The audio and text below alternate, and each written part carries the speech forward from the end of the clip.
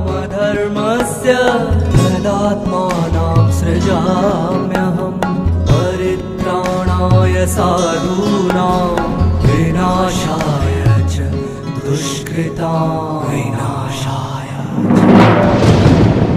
धर्म संस्थापनार्थाय संभवामि युगे युगे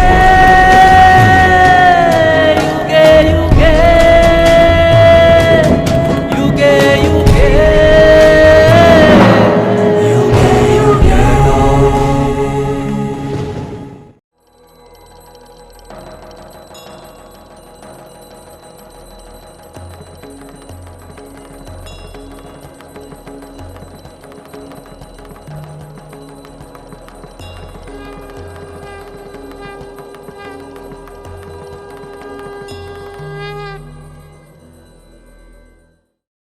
ओम शांति।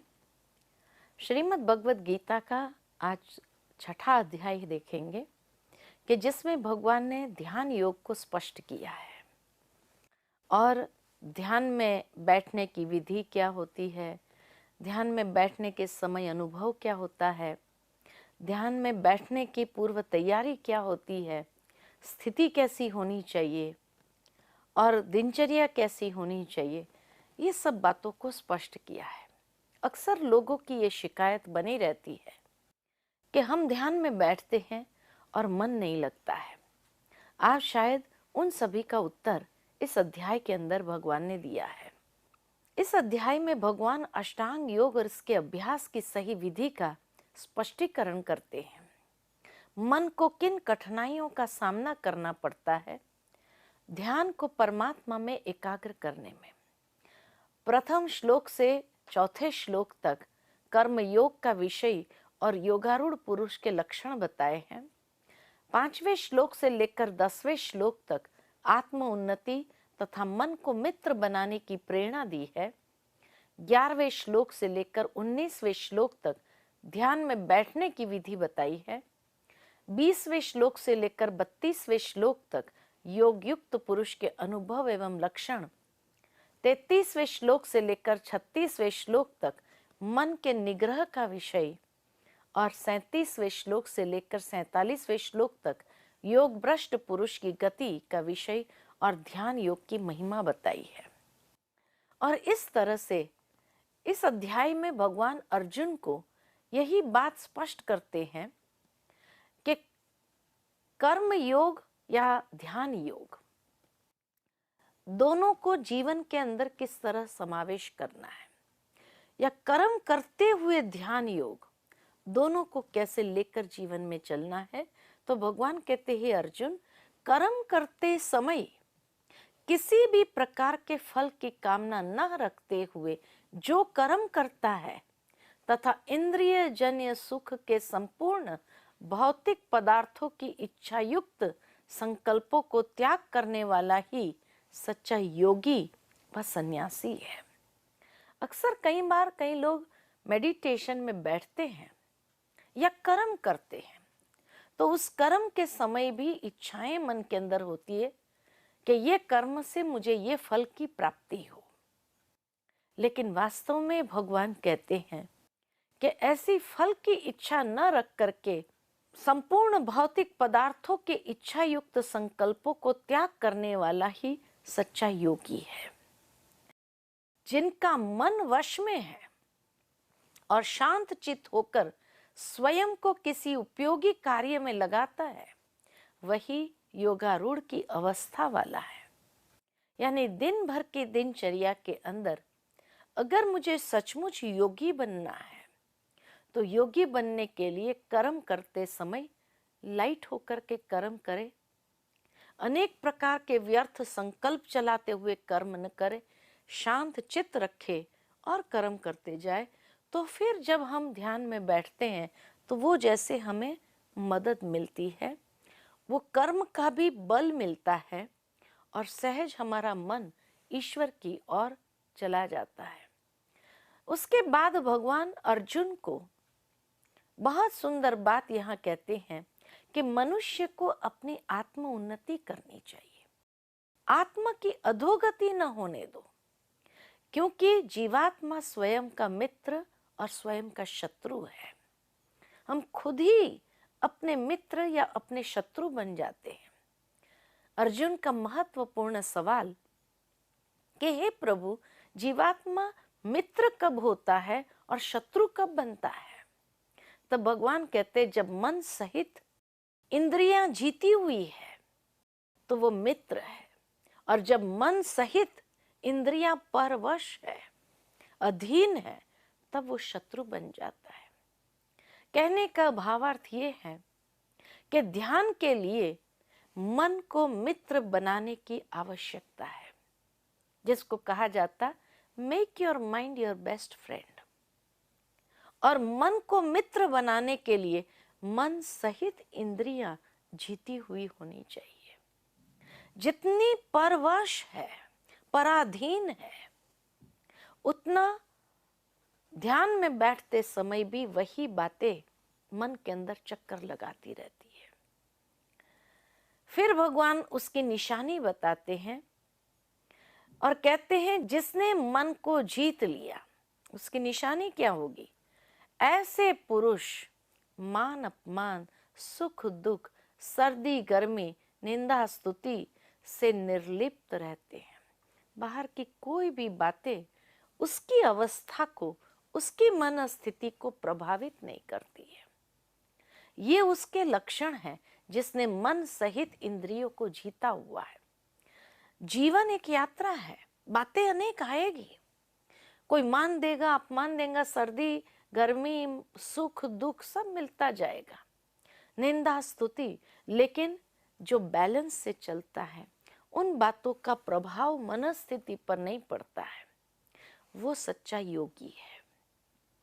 कितना सुंदर लक्षण बताया, क्योंकि आज की दुनिया में अक्सर मनुष्य बहुत जल्दी प्रभाव में आ जाते हैं। मान दिया तो बहुत ऊंचे चढ़ जाते, अपमान दिया तो एकदम अपनी अवस्था ही गिर जाती है, मूड ऑफ हो जाता है। अब ऐसे मूड ऑफ करते हुए फिर हम अगर ध्यान करने बैठे तो क्या ध्यान लगेगा? बिल्कुल नहीं। इसलिए भगवान कहते, जिसने मन को जीत लिया है, ऐसे पुरुष मान अपमान, सुख दुख, सर्दी गर्मी से निर्लिप्त रहते हैं तथा मन को शांत रख परमात्मा की स्मृति में समा जाते हैं।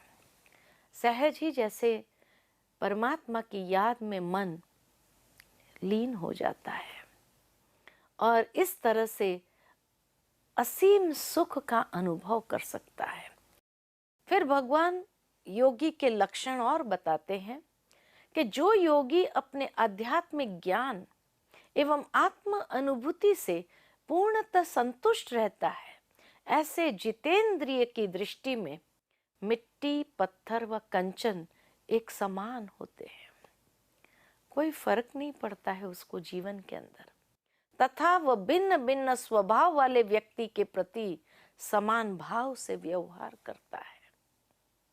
संयम युक्त अपरिग्रही योगी सदा एकांत में रह अपने मन को वश में करके निरंतर परमात्मा की याद में बुद्धि को एकाग्र करता है। कितने सुंदर लक्षण बताए। यह दिन भर के स्थिति कैसी होती है, तो कहा संयम युक्त अपरिग्रही योगी सदा एकांत में, एक के अंत में सदा एकांत में रहे अपने मन को वश में करके परमात्मा की याद में बुद्धि को एकाग्र करता है। कितने सुंदर तरीके से दिनचर्या, दिन भर का प्रभाव हमारी मनस्थिति पर और किस तरह मन को मित्र बनाने से योग सहज हो जाता है। फिर आगे भगवान योग में बैठने की विधि और वो भी एक बहुत साइंटिफिक तरीके से बताते हैं और कहते हैं शांत अंतःकरण हो। जब ध्यान में बैठे मन अगर विचलित है, मन परेशान है, तो ध्यान कभी नहीं लगेगा। कि ध्यान के लिए शांत अंतःकरण, भय रहित ब्रह्मचर्य व्रत में स्थित योगी को पवित्र एकांत स्थान में आसन लगाकर दृढ़ता पूर्वक सीधा बैठकर मन, इंद्रिय तथा कर्मों को संयम में रखकर निराकार परमात्मा में मन, बुद्धि और दृष्टि को एकाग्र कर हृदय में शुभ भावना से योग अभ्यास करना चाहिए। अब ये बैठने की विधि बताई है, लेकिन उसके पीछे एक साइंस है कि पवित्र एकांत स्थान में आसन लगाकर दृढ़ता पूर्वक सीधा बैठना है। सीधा बैठने के लिए क्यों कहा गया या आसन लगा करके बैठने के लिए क्यों कहा गया? क्योंकि कहा जाता है कि शरीर से एनर्जी निकलने के 3 द्वार हैं। सबसे पहला द्वार ये पैर है, जहां से बहुत ऊर्जा निकल जाती है,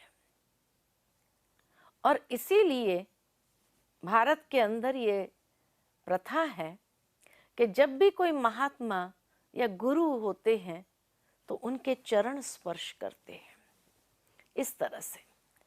और चरण स्पर्श इसीलिए करते हैं लोग कि वहां से जो ऊर्जा निकलती है हमारे तरफ आए। वास्तव में आती नहीं है, लेकिन एक भाव है। कई लोग गुरु के चरणों को थाली में रख करके पानी से धो करके फिर वो पानी एनर्जाइज्ड वाटर समझ करके सब में बांटते हैं चरणामृत के रूप में, और उसको लोग स्वीकार करते हैं। राजयोग में ये विधि को नहीं अपनाया गया है, क्योंकि गीता में उसकी प्रेरणा नहीं दी है। क्योंकि दूसरे की ऊर्जा पर कितना दिन चलेंगे। आज जिस तरह भाई घर में अगर लाइट का कनेक्शन हम पड़ोसी के घर से लेते हैं तो कितना दिन मिलेगा? 2, 4, 10 दिन। उसके बाद तो पड़ोसी भी कहेगा कि भाई आप अपना लाइट का कनेक्शन खुद क्यों नहीं लेते हो। ठीक इसी तरह किसी और की ऊर्जा पर कितना दिन चलेंगे। क्यों नहीं हम वो विधि सीख ले ताकि हम स्वयं के अंदर ही उस ऊर्जा को विकसित कर सके।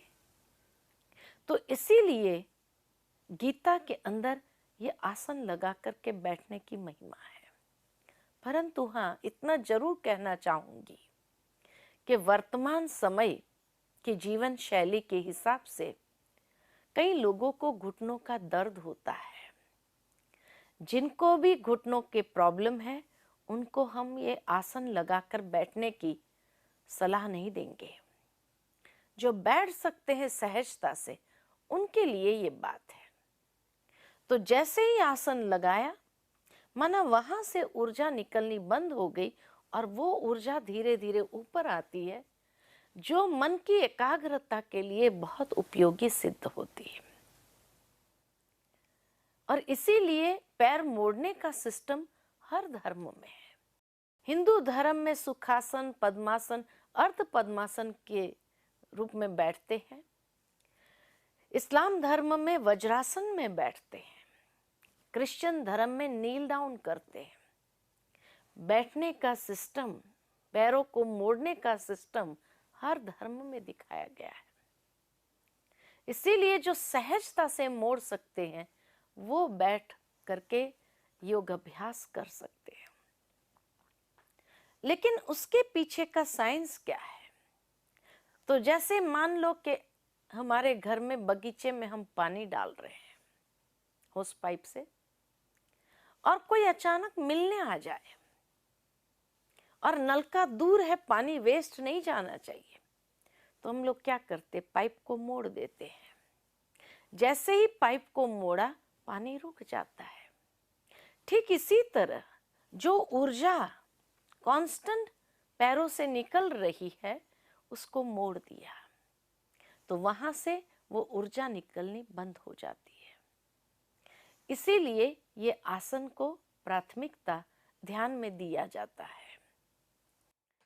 और फिर दूसरा द्वार है, पैरों को मोड़ दिए तो वो ऊर्जा धीरे धीरे ऊपर आने लगती है।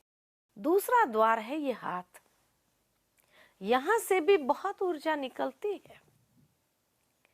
इसलिए लोग महात्माओं के पास जब जाते हैं तो आशीर्वाद चाहते हैं कि हमारे सर पर हाथ रखे, और सोचते हैं उससे हमारी बैटरी चार्ज होती है। वास्तव में ऐसा नहीं होता है, ये सिर्फ एक भाव है। इसीलिए भारतीय सिस्टम में या हिंदू धर्म में हाथों को जोड़ना होता है। जब भगवान के साथ, तो पैरों को मोड़ दिया, हाथों को जोड़ दिया।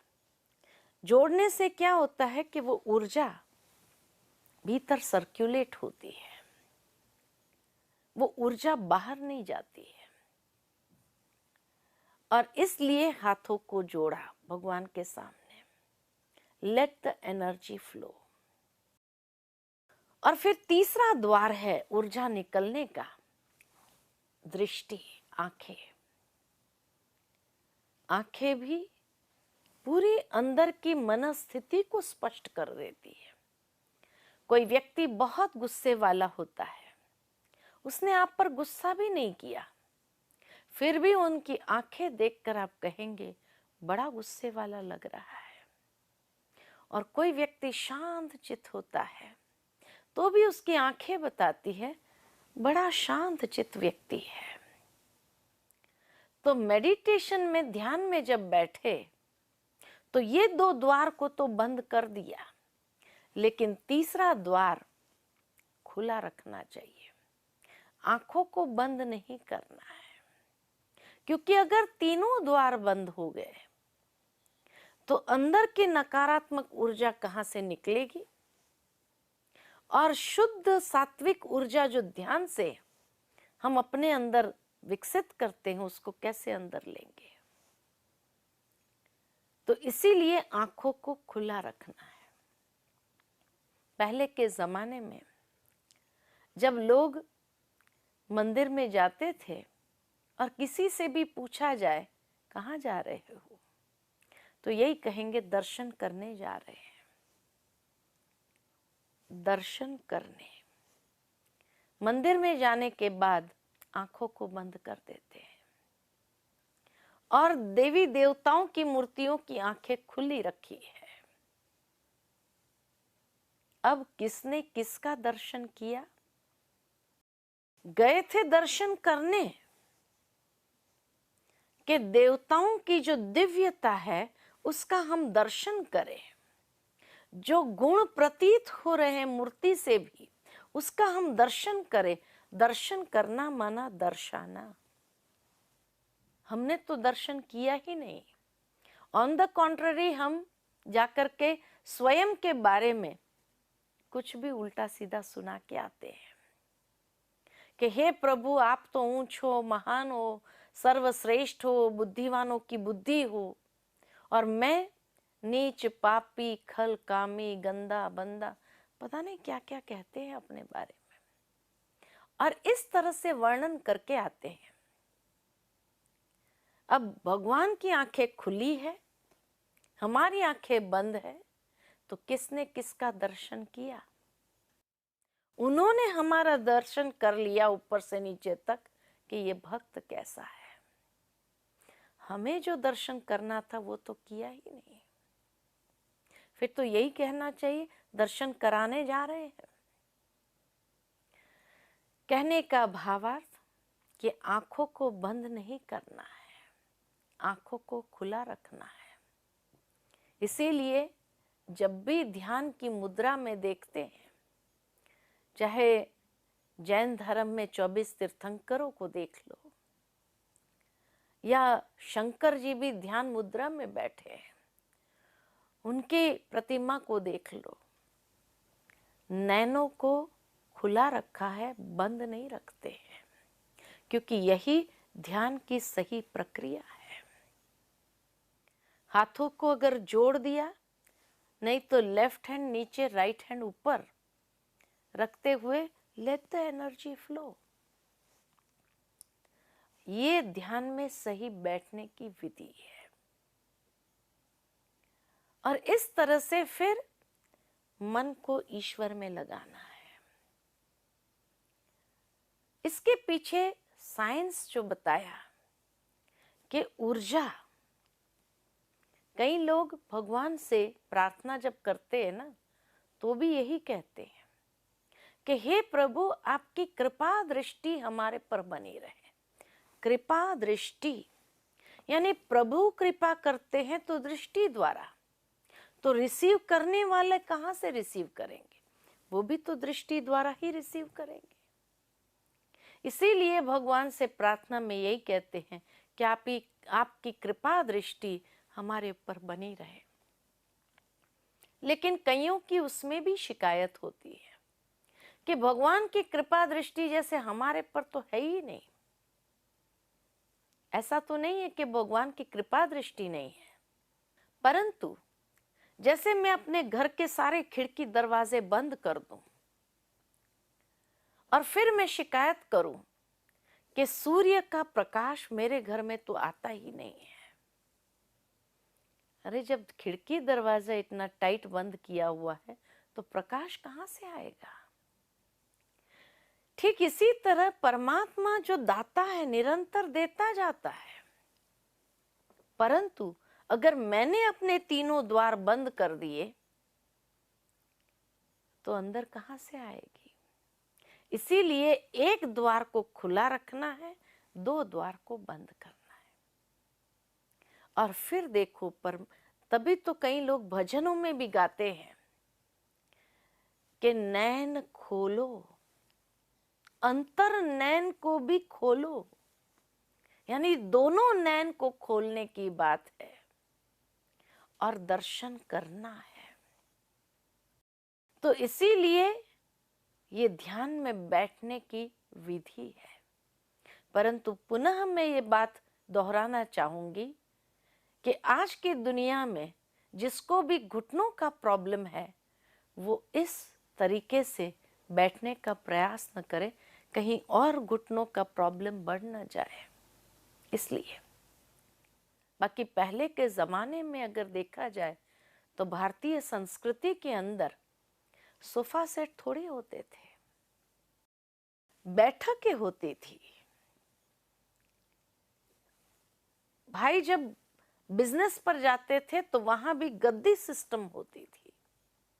बच्चे स्कूल में, गुरुकुल में जाते थे तो भी नीचे बैठ के पढ़ाया जाता था, क्योंकि जब अपने ऊर्जा निकलने के द्वार को बंद कर देते थे तो याद शक्ति, मेमोरी पावर बढ़ती थी। लेकिन आजकल सब कुछ कुर्सी टेबल पर हो गया। खाना कुर्सी टेबल पर, घरों में बैठना सोफा सेट पर, कुर्सी पर, या भोजन बनाना तो खड़े खड़े, है ना। दुकान में जाओ तो खड़े खड़े, या बच्चे पढ़ने जाते तो वहां कुर्सी टेबल। इसलिए एक तरफ पढ़ते जाते हैं, दूसरा तरफ अर्थिंग हो जाता है, कुछ भी याद नहीं रहता है। अब बच्चे से पूछो क्या पढ़ करके आए, कुछ भी याद नहीं है। वहां तक कि अच्छी बातें भी सुन करके आते हैं, बहुत कम याद रहती है, क्योंकि सब कुछ एक तरफ सुनते हैं तो दूसरे तरफ अर्थिंग हो जाता है। जीवन शैली ही बदल गई, इसलिए आए दिन शरीर के अंदर भी कई प्रॉब्लम्स खड़े हो जाते हैं। तो भारतीय संस्कृति के अंदर ये जो ध्यान की बैठने की विधि बताई है, उसके पीछे ये साइंस है। फिर भगवान कहते हैं यह योग उचित आहार विहार, कर्मों में उपयुक्त चेष्टा और संतुलित शयन जागरण करने वाले का ही पूर्ण होता है। यहां भगवान अन्न के ऊपर भी जोर देते हैं। जैसे कहा गया है, जैसा अन्न वैसा मन, अन्न का प्रभाव भी मन की एकाग्रता के लिए बहुत महत्वपूर्ण भूमिका निभाते हैं। तामसी भोजन खाते जाए, एकदम हैवी भोजन लिया जाए और फिर ध्यान करने बैठो, कभी नहीं लगेगा ध्यान। तो इसीलिए भगवान कहते हैं यह योग उचित आहार विहार, विहार भी हमारा सात्विक होना चाहिए। जो विशेष योगी बनना चाहते हैं, योग का अनुभव करना चाहते हैं, मेडिटेशन करना चाहते हैं, उसके लिए कहीं अशुद्ध तामसिक वातावरण में हो करके आप आओ, क्लब्स में पब्स में जा करके आओ और फिर मेडिटेशन करने का प्रयत्न करेंगे तो कहाँ से लगेगा। इसलिए योग के लिए आहार विहार दोनों शुद्ध सात्विक होना जरूरी है, क्योंकि तब सहजता से योग की पराकाष्ठा को हासिल कर सकते हैं। फिर भगवान कहते हैं कर्मों में उपयुक्त चेष्टा। दिनचर्या में हमारे कर्म कैसे होने चाहिए। सारा दिन अगर उल्टा सीधा कर्म किया, किसी को दुख दिया, गाली बोली और अनेक लोगों को चोटें दी हमने, कर्म ही सही नहीं है, और फिर हम सोचे कि मेरा मेडिटेशन लगे, कहीं हम खुद को धोखा तो नहीं दे रहे हैं। इसीलिए मेडिटेशन सही तभी होता है कि जब कर्म में भी हम सारा दिन कर्म योगी बन करके कर्म करते रहे। इसीलिए प्रथम अध्याय में कर्म योग की परिभाषा को इतना डिटेल में स्पष्ट किया भगवान ने। तो आहार विहार और कर्मों में उपयुक्त चेष्टा, ये दिनचर्या में सही हो तो योग मेडिटेशन को हासिल करना, एकाग्रता को विकसित करना कोई बड़ी बात नहीं है। फिर आगे भगवान कहते हैं और संतुलित शयन जागरण। मेडिटेशन कब करना चाहिए, शयन जागरण कैसे होना चाहिए, तो हम सभी ये बात बहुत अच्छे से जानते हैं कि मान लो सूर्यास्त होने के बाद जैसे ही अंधेरा होता है और कोई बच्चा वृक्ष पर से फूल तोड़ने जाता है, तो हमेशा माँ बाप क्या कहते हैं, बेटा रात को फूल नहीं तोड़ना चाहिए। अगर बच्चे ने पूछा क्यों नहीं तोड़ना चाहिए, तो क्या कहेंगे, पेड़ पौधे सो गए, सुबह तोड़ना। पेड़ पौधे सो गए का मतलब है कि जैसे ही अंधकार हुआ तो प्रकृति ने अपनी साइकिल को चेंज कर दिया, ऑक्सीजन लेना शुरू कर दिया, कार्बन डाइऑक्साइड रिलीज करना शुरू कर दिया, और इसलिए कहा पेड़ पौधे सो गए।